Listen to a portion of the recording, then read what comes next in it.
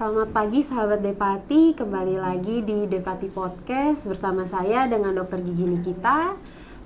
Sebelum memulai podcast pada hari ini, perbolehkan saya untuk melantunkan pantun. Dimana pohon nangka tinggal sebiji, lalu nangka unik berbuah tomat. Saya ucapkan selamat pagi untuk dokter dan juga teman-teman yang terhormat. Pada pagi hari ini kita memiliki topik yaitu kapan waktu yang tepat untuk perawatan dan pemakaian alat ortodonti dengan narasumber kita yaitu Dr. Gigi Retnojaka Umbaran, spesialis ortodonti. Selamat pagi, Dok. Pagi. Terima kasih sudah datang di acara podcast Depati Bahrain ini. Oke. Pertama-tama boleh nggak sih, Dok, dijelasin apa alat ortodonti itu? Oke, selamat pagi pada sahabat Depati semua. Perkenalkan, saya Dr. Gigi Retnojaka Umbaran, spesialis orto. Di sini mungkin saya akan jelaskan sebentar apa arti ortodonti itu sendiri, gitu ya. Ortodonti adalah salah satu cabang dari ilmu kedokteran gigi yang mempelajari tentang pertumbuhan dan perkembangan gigi, pertumbuhan rahang, wajah, serta penyebab kelainan atau kelainan dentofasial dan perawatannya. Nah, tadi yang dokter Nikita tanyakan apa? Alat ortodonti itu tersendiri. Alat ortodonti itu sebenarnya terbagi dua. Yang pertama ortodonti removable atau lepasan dan ortodonti cekat. Nah, masing-masing alat orto itu mempunyai kelebihan dan kegunaannya. Nah, misalnya contoh kalau misalnya untuk alat ortodonti lepasan, nah itu banyak macamnya. Jadi ada kayak misalnya aktivator kayak gitu, terus face mask nantinya gitu. Kalau misalnya untuk alat ortodonti cekat yang sering kita kenal, yang banyak dikenal itu misalnya seperti behel kayak gitu atau brace. Oh, begitu ya, Dok. Iya. Untuk alat ortodonti ini, Dok. Iya. Kenapa? Dari umur berapa alat ortodonti ini bisa diaplikasikan atau dijadikan perawatan? Oke, biasanya kan pasien itu selalu datang, "Dok, kapan ya saya bisa pakai alat orto?" Saya dengar dari teman atau misalnya keluarga atau ayah, ibu, kata temennya ibu kayak gitu. Boleh pakai alat orto itu misalnya umur 15 tahun atau misalnya SMP lah, misalnya kayak gitu. Nah, sebenarnya yang perlu ditekankan atau diingat, kita harus yang pertama lihat struktur wajah ataupun struktur rahang. Jadi kalau misalnya anak-anak usia pertumbuhan, misalnya anak SD atau misalnya umur 6 tahun lah, udah ada kelihatan, oh ini kok pertumbuhan gigi atau pertumbuhan wajahnya tuh agak sedikit sedikit misalnya disharmoni kayak gitu. Nah, ini bagusnya langsung dibawa ke dokter gigi atau lebih tepatnya ke ortodontis untuk dilakukan pemeriksaan awal. Nah, kalau misalnya ternyata dari hasil pemeriksaan itu, baik itu dari cetak model, nanti kan misalnya pasien datang ke praktek atau misalnya ke rumah sakit. Nah, biasanya nanti kita analisa dulu. Kita analisa, kemudian kita arahin untuk dilakukan foto ronsen, baik itu panoramik ataupun sefalometri. Nah, kemudian dilakukan pencetakan model. Nah, dari situ, Dok, nanti baru dilakukan analisa apakah keterlibatan skeletal atau memang dari gigi atau rahangnya. Kalau misalnya keterlibatan skeletal, bagusnya dilakukan perawatan itu pada usia-usia dini. Ya, misalnya usia-usia pertumbuhan sebelum mencapai usia titik puncak pertumbuhan. Jadi kalau misalnya wanita itu ditandai dengan menstruasi, kalau pria itu mungkin kurang lebih sekitar umur 14 tahun.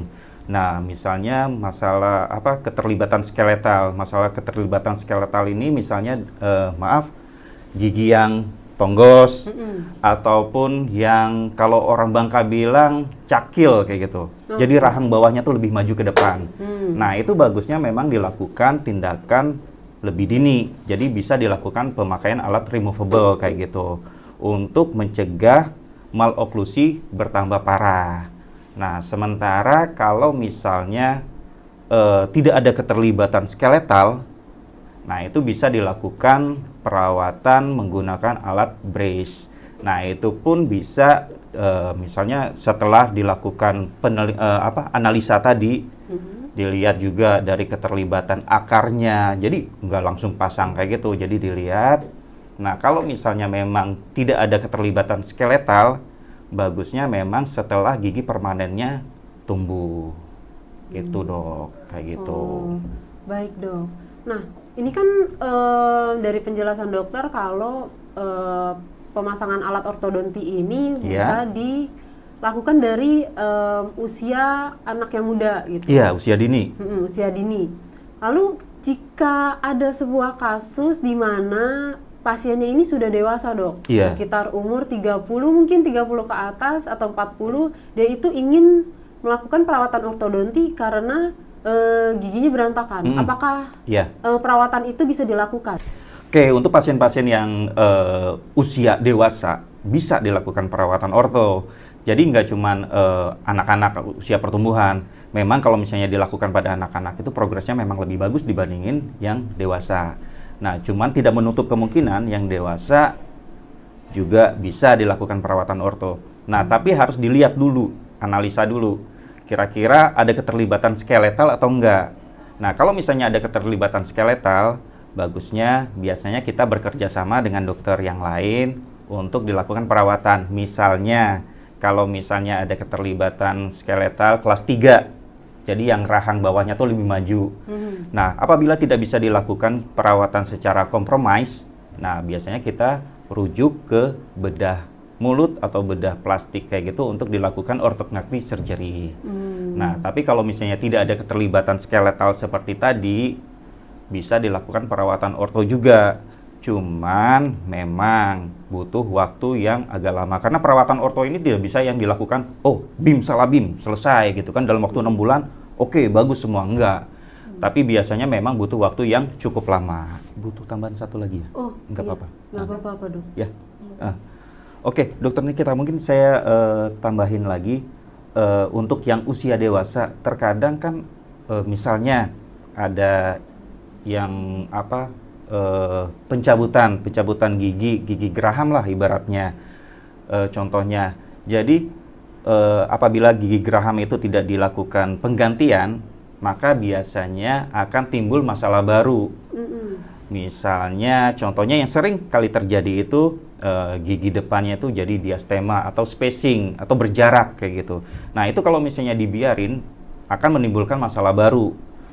Misalnya contoh periodontal, gusinya rusak, terus giginya pun akan tipping, rotasi.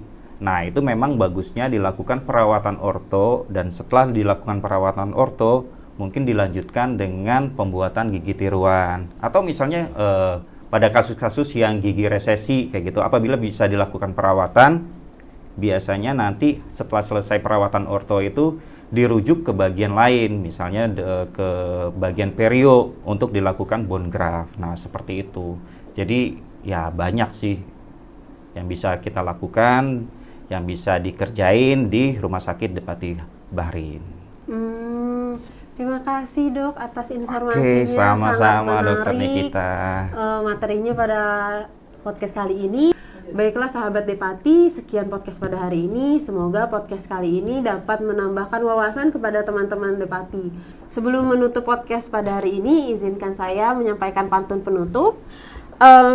Siang di poli enak makan kuaci, makan bareng ibu perawat yang terkasih. Cukup sekian acara hari ini. Saya ucapkan banyak-banyak terima kasih.